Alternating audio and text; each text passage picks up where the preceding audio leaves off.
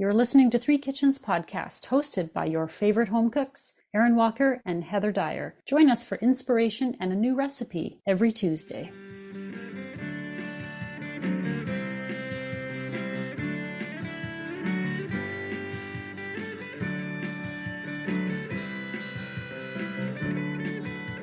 Hello and welcome, all you lovely listeners. I'm Erin, and I'm joined by Heather, and we are Three Kitchens Podcast. I don't know. Heather's just looking at me silently here. Thanks. Give me some reassurance here. Sorry.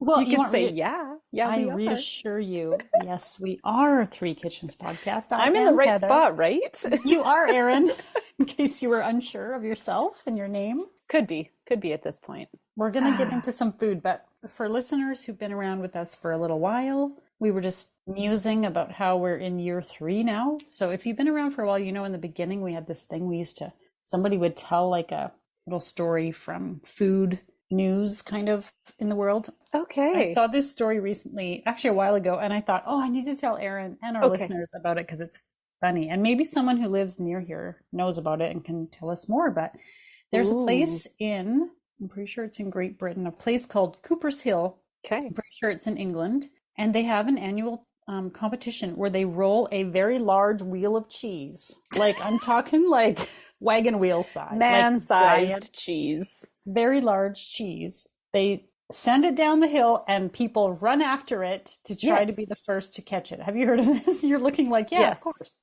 This is totally acceptable. Yeah. Okay, totally acceptable.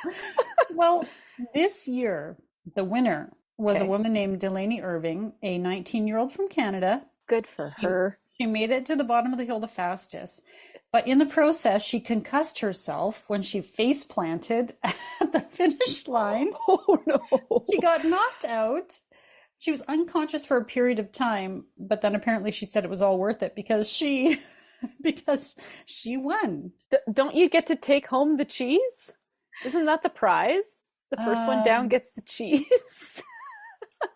That's a good question. I assume you win the cheese. I don't even know what kind of cheese it was. This is like the worst article. When I saw it the first time around, it had all the details. But anyway, I just thought and I saw a video.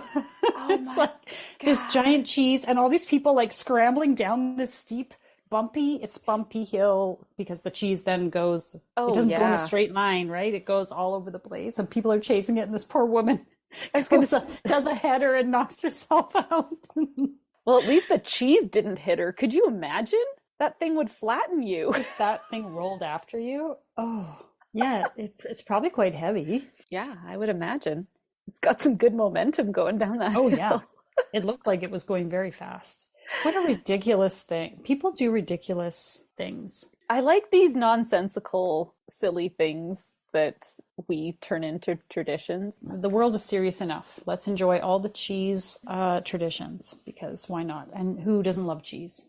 All right. Well, this is a not cheese related recipe that I'll be segueing into here. Wouldn't it be great if it were cheese? I don't even know what you're going to be talking about, but it would have been fantastic if it was cheese. Sometimes it works out. I know. Today I am talking about Café de Olla. Oh yeah. Yeah, that's not really related to cheese. We got nothing here. No. Which is a Mexican spiced coffee. And so this Café de Olla is coffee that is made in a clay pot. So it translates as coffee of the pot. And so it was traditionally or originally prepared in a large clay pot. And this originated in the early 1900s during the Mexican Revolution. Oh, I was thinking it would be something far older. Right? Yeah. So, not all that old. Is it one of those things that arose because of necessity? I'm thinking so, yeah. And they had to find a way to make coffee. So they didn't have their, coffee pots plugged in on the road as they, Right. Did things even plug in at that time? Come on, Erin. It's the early 1900s. So they were mass producing these large vats of coffee to keep everyone awake at night. Wow, it's so wholesome, Like, I was just thinking about when you said keep everyone awake. I was thinking about like World War II and how all the Nazis were on like methamphetamines or something. They had like speed to keep Right? them Yeah. awake for days and days and days. Well, how nice that these Mexican revolutionaries had coffee. So much healthier. They've got this great coffee that was in this clay pot. So you have got a big pot of hot water. You've got sugar in there. And then they also added in cinnamon and cloves and star anise. Sometimes there's orange peels in there to give it flavor and just freshly ground coffee. And so they would just make these big containers of this and then serve it up sort of ladle style. And that's what kept everyone going. And now it's just one of those recipes that has been passed on from your grandma to your mom, and everyone kind of has their own way of doing it. And we are going to try it. Okay, I have one more question that Yeah. maybe your research didn't tell you. Let's see if my incomplete research can give us the answer. Sometimes the answers are just not to be found. But Well, yeah. so when they were making these big pots of coffee Mm-hmm. during the revolution, where did all the spices come from? Are these things that were growing there, or did they have to source them and bring them along? Or not That's sure. a good question. I'm not sure. Anyway, so we're going to have some Mexican spice coffee.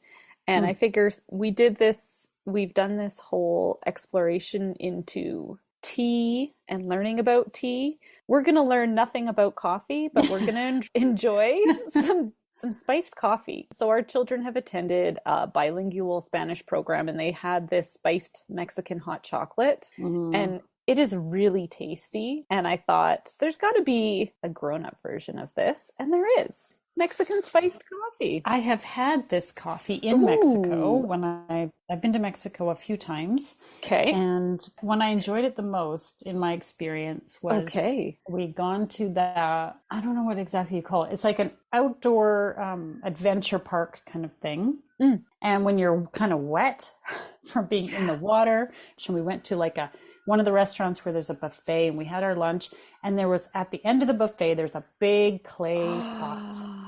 And I walk up there and I'm like, oh, this is what I've been smelling. When I walked in there, I was like, okay, I need to eat lunch here because something here is calling my name. And it was this big pot of the spiced coffee, because I was kind of chilly from being out in the water, and I was like sitting there in my wet swimsuit, having lunch. And that was the best coffee ever, just because of the experience and the situation. And it was hot and I was kind of cold. And then I came home and I was trying to reproduce it, but I didn't actually do any of the research.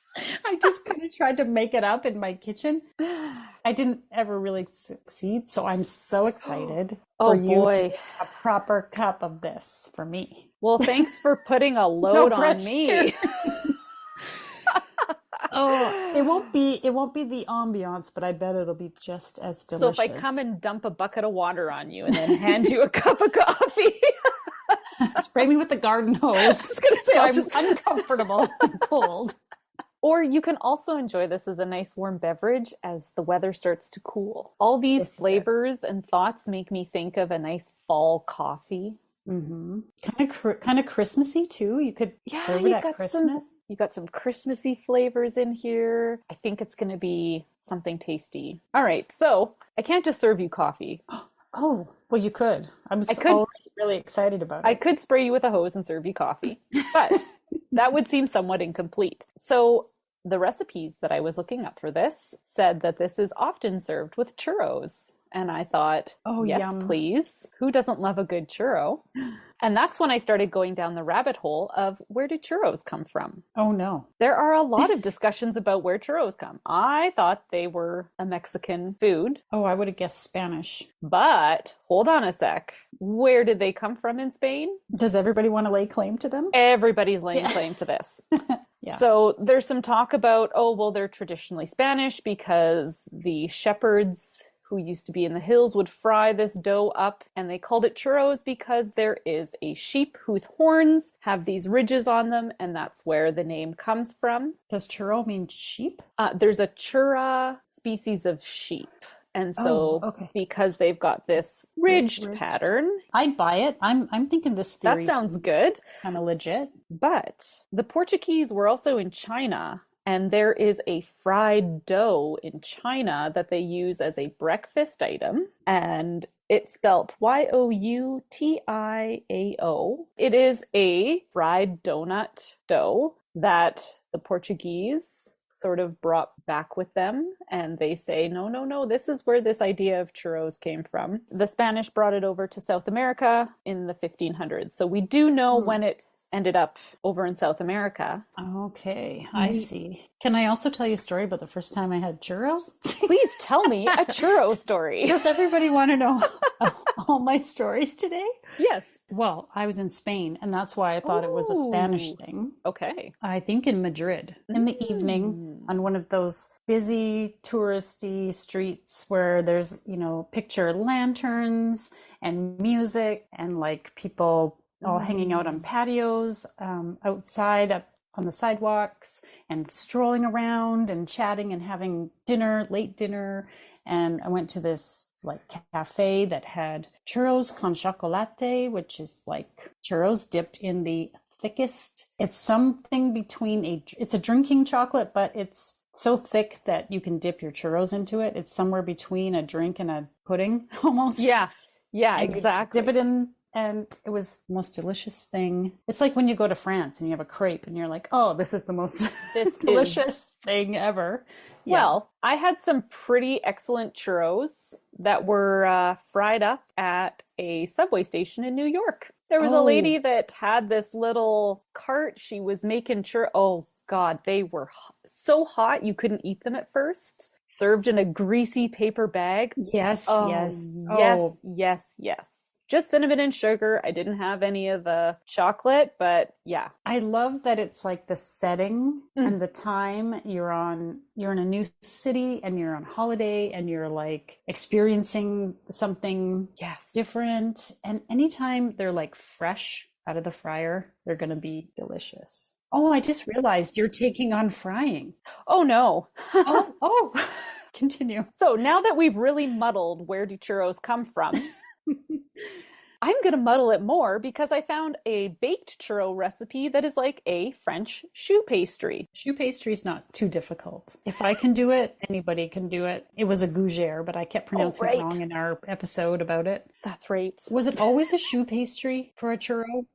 The very basic recipe is just a fried dough. So like a donut. Very much a donut type deal. We know how I feel about frying. Don't worry. I have found a way around it. So I'm going to make a choux pastry. It is going to be baked on a sheet.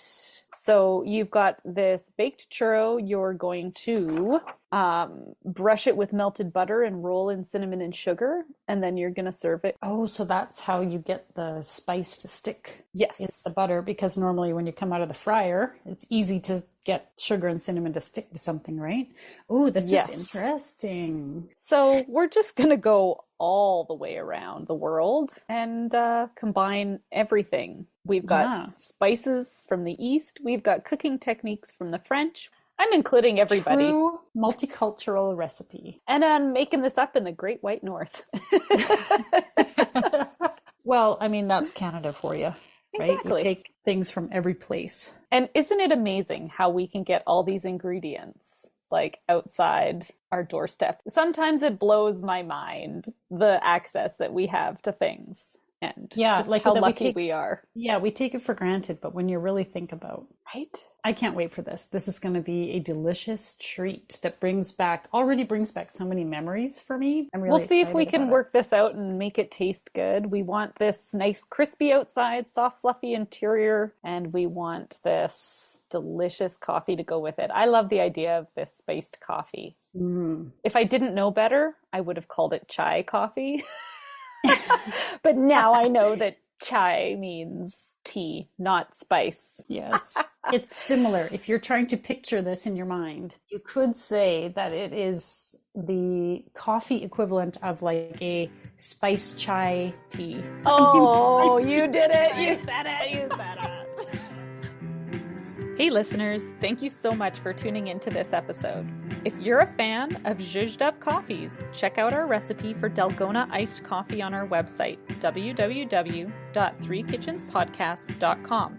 It's another easy way to transform your cup of joe into something special. You can find a link to this and the recipes we talk about today in our show notes. Now, back to the episode. So, Café de Olla and baked churros. Where to start? Oh, such a win. Are we starting with reviews? Yum, yum, yum, yum. I saved some of those churros and shared it with the family. And then later on, the kids were like, "Are there any more of those churros? Do you have any more hiding somewhere?" I'm like, "No, I promise I don't." They loved them. We all loved them so much. Oh, good. And I drank the whole thermos.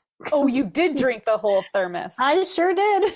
Okay, excellent. So the churros were easy to make. So I'm happy to share that they turned out as crispy as I would like a churro to be. Let's talk about the churro recipe. You've got water, butter, salt, vanilla, and brown sugar that you're going to put into a saucepan and just heat and melt until it starts to boil. And then once it starts to boil, you can turn your burner off and add in your flour. And you want to mix all that flour in until it starts to pull away from the sides and it forms like a greasy dough at that point. And then if you're cooking on a electric stovetop like I am, an older coil stove, remember that the temperature in your burner doesn't instantly turn off, and you should probably move your pan off onto like a heat-proof surface, just so that when you go to stir in your eggs, they don't start cooking. Because the first one that I popped in, I started seeing it cook a bit and I was like, "Oh no,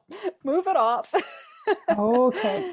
But then you stir in your 3 medium eggs into this one at a time. And so you just kind of fold it in to your batter, and then boom, you have your churro batter. I remember this about making choux pastry, where I was saying, like, I don't understand the instructions where I have a ball of dough and now I'm stirring an egg into it. How does that work? But it does. It seemed a little odd at first, but if you just keep mixing it, it will go. That's what they say. And it worked. And so then this dough was popped into a piping bag, and I even had the piping tip that was recommended in the recipe. That like never happens. Yeah, no kidding. What number was it? It was number 1M. Wilton tip. It's like a big star-shaped guy. Yeah, I don't think I have that one. If I make them, I'll borrow it from you. There you go. I have the tip. Pop it in the piping bag. It was easy to pipe out. If you wanted to, you could maybe make like shapes with it. Like I saw some that are kind of like U-shaped. If you want like a bigger, longer churro, you can make really long ones. Like you can totally have fun with this part. I didn't play with them at all. I piped them out into like 6 to 8 inch sticks and called it good. Before they go in the oven, so while you're piping those churros, you want to put your kettle on and boil some water, and then you put it into a baking dish or something that goes underneath your baking pan so that it keeps your oven moist and will help crisp up the outside of your pastry as it bakes in the oven, because you want that crispiness that you would normally get from frying, but since we're not frying it, you increase the humidity in your oven by putting that boiling water in there while they cook, and it helps crisp up that outside. I have always found this to be so confusing because it sounds wrong. It does sound wrong. Moisture should not produce crisp. You know what I mean? It is so weird. If you want a crispy bread, you have to have that moist air on the outside. It's a funny thing, isn't it? So weird. Seems counterintuitive. Yeah, and we did that too when we made sourdough with Larry.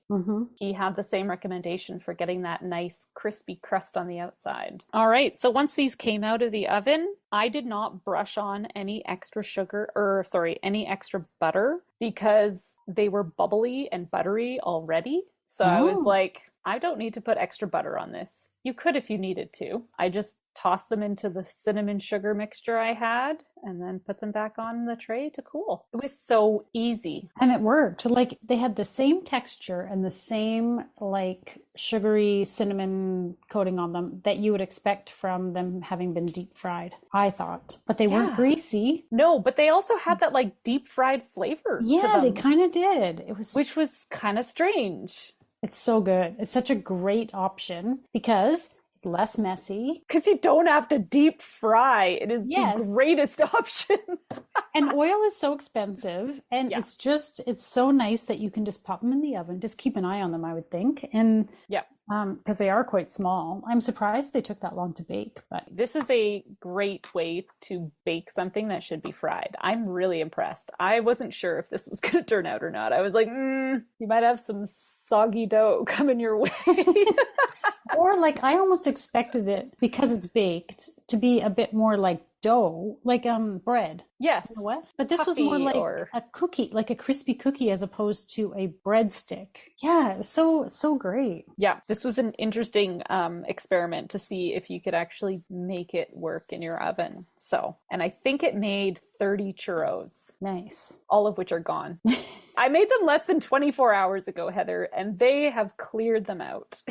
Well, I'm not surprised because they went very quickly in my house too. Okay, I did dip mine in coffee. Ooh! Try the combo of the two.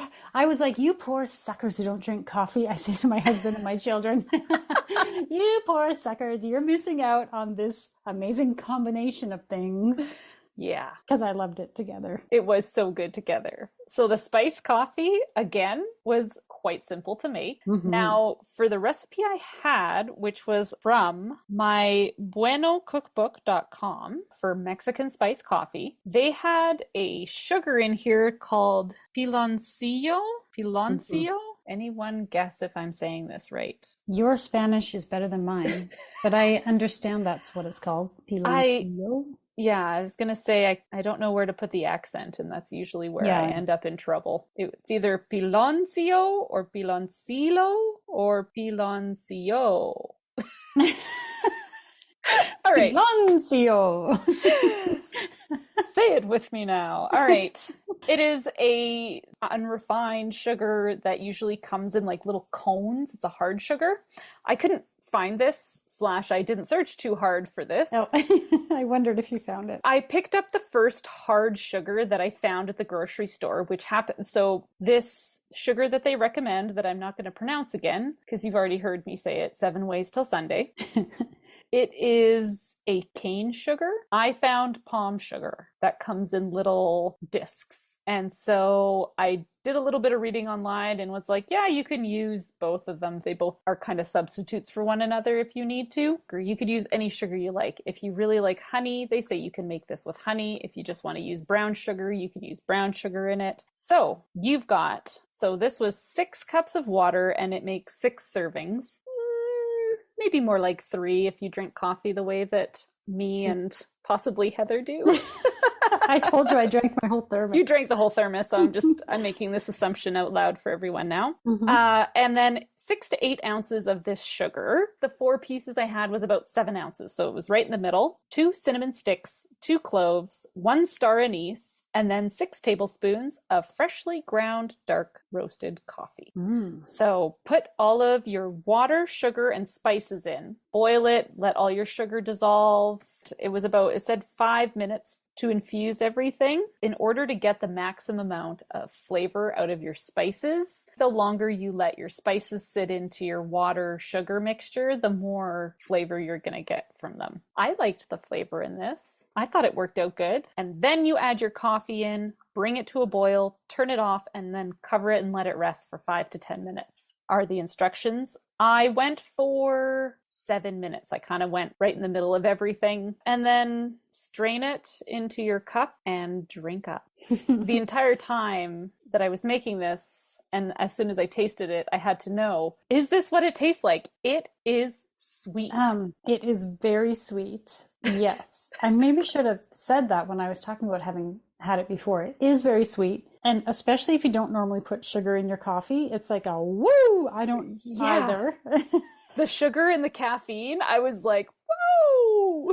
I know, as I was drinking it, I thought I really shouldn't drink this whole thermos because just the sugar alone, like I'm going to be bouncing off the walls. Yes, it does taste like that. Although I think when I had it before, it wasn't quite as sweet. I imagine it's a personal, probably adjust it to your taste. Yeah. And perhaps that special sugar is a little bit different. I mean, who knows, right? I have no clue. Yeah. I didn't find it either when I came home from that trip and wanted to make it at home. I did not find the sugar. If you go to the specialty Latin markets, you might find it. That's what I would assume. I did as little searching as possible because I want to see how accessible it is. Yeah. Exactly. So I think you could play with the amount of sugar that you put in there, but do realize that it's intended to be a sweeter coffee. I loved it. I couldn't believe how good this was. Like, I was like, wow. Because I always put, as you like to tease, some coffee in my cream when I have it in the morning. And I like my milky coffee. I didn't put any cream in this. I was like, nope, just as is. Yes, interesting. I don't think it's the kind of coffee you would drink every single morning as your first cup of coffee. Like that sugar is just like, oh, it's a bit too much. But mid-afternoon, or like I said, if you're kind of want to take the chill off, or you're really tired, like so you just went for a swim or something and you're like, oh, I just want to have like when you think to yourself, oh, I want to have that latte in the afternoon or whatever. This is when this type of coffee, it really hits the spot because it's almost like a dessert. It really is. When you eat it with the churros, it's like dessert drink plus dessert food. Yes. I loved it together. The good stuff. And the churros held up to a little dunk, which, I mean, it's more sugar in sugar, but I enjoyed it. And I appreciate that the churro didn't just like fall apart when I dunked it in my coffee. Right. Yes. It was really yummy. So it recommends you could also put a splash of Kahlua in here. And I was like, oh dear God, that would be too much. Too much, I think. Yeah. But I did have extra. So I had my couple cups, you had a couple cups, and I had extra. And I thought, there's no way I'm drinking this right now. So I let it cool and I poured it into my ice cube tray. You could make like an iced coffee if you poured like almond milk in here, or you could just put like your regular coffee in here and cool it down with the sugary cubes and have like I got some iced coffee Café de Olla coming my way. Dreams of iced Café de Olla. I wonder if they ever serve it that way in Mexico, iced. I wonder. I can understand how this kept everyone up at night. It's the sugar. You know, I'm one of those people, caffeine doesn't really affect me. I mean, I have it first thing in the morning. I don't think it wakes me up. Right. I've heard that it's the warmth, like when you have a hot drink first thing in the morning, it's the heating your body temperature that wakes you up. I've heard that too. Yeah, it's not actually the caffeine in whatever you're drinking that makes you feel more awake. It's the warmth of it. Yeah. But the sugar, if you're not used to that much sugar, that might hit you. Yeah. It's the sugar in there that gets your pants in gear. Holy, like I was just vibrating in my kitchen as I was like doing the dishes, packing the churros. So what kind of pot did you use? I'm going to guess you didn't track down some wonderful clay coffee pot. Sadly, I did not find some wonderful clay coffee pot. This was just done in my stainless steel pot on my stove. Same one for the coffee as the churros. It was the right size pot for both. Nice. I think it works good. I think I'm going to make my coffee like this when I go camping. Oh. Because why not? I don't have a great filter. So just boil everything and then add your grounds into your water. Let it sit just like you would a French press. Strain and enjoy. And then I don't have to pack cream. Yeah. Now you know you can. They also say that you can put a wedge of orange with this. And I think that might be kind of tasty too. Yes. An orange peel. Just pop it into the pot when you boil it up and add that like citrusy flavor in there. I think it would be tasty. Yeah, so, I think that would be good. I think this is a good way to kickstart any parent who has to parent all summer long. And think in the fall when you go for like a walk outside, put that in your thermos. Yeah. I love it. Café de Olla for everyone. Whew, it worked out. And now for the fine print. Join us over on the socials. Facebook, Instagram, YouTube, and on our website at threekitchenspodcast.com. Remember, when you like, follow, subscribe, and leave us a review, it helps more people find us. Thank you so much for listening. And if you don't know anything about coffee, I'm sorry, we're not going to tell you anything more about how We're not coffee here is to made. teach you. Okay, we're not here to teach you about coffee.